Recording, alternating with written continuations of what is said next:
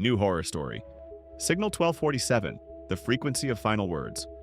My name is Alex Morrison, and I am a ham radio operator who discovered a frequency that broadcasts the final words of people who are about to die.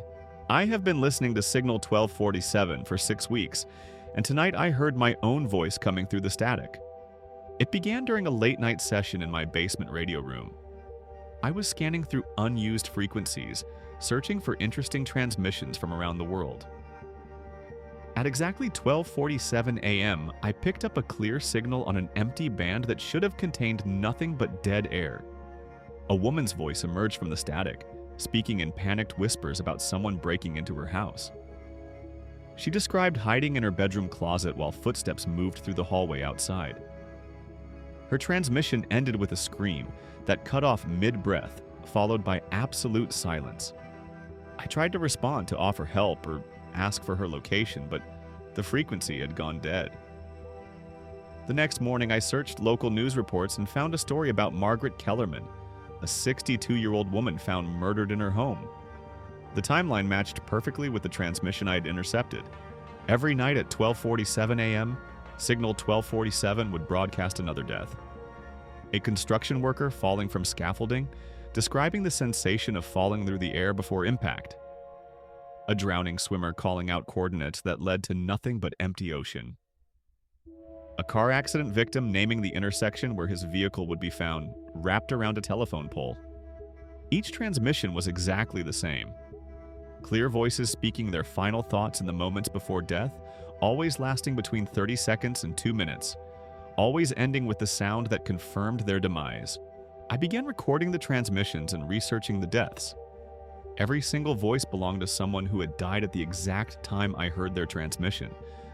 But the locations were scattered across different time zones, different countries, sometimes different continents.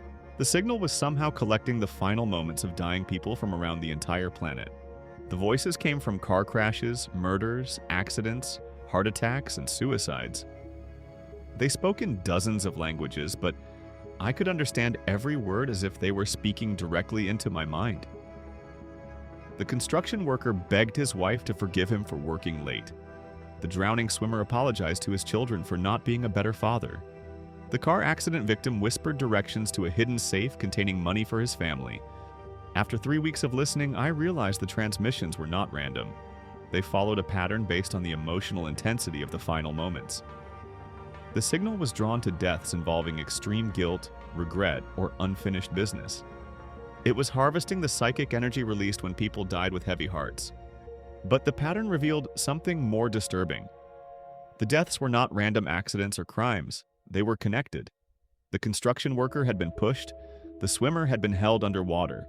The car accident victim had been forced off the road. Someone was orchestrating these deaths and collecting their final transmissions. Last week, I detected background noise in several recordings that revealed the truth. Beneath the dying voices, I could hear the faint sound of keyboard typing and electronic beeping. The transmissions were not being passively received.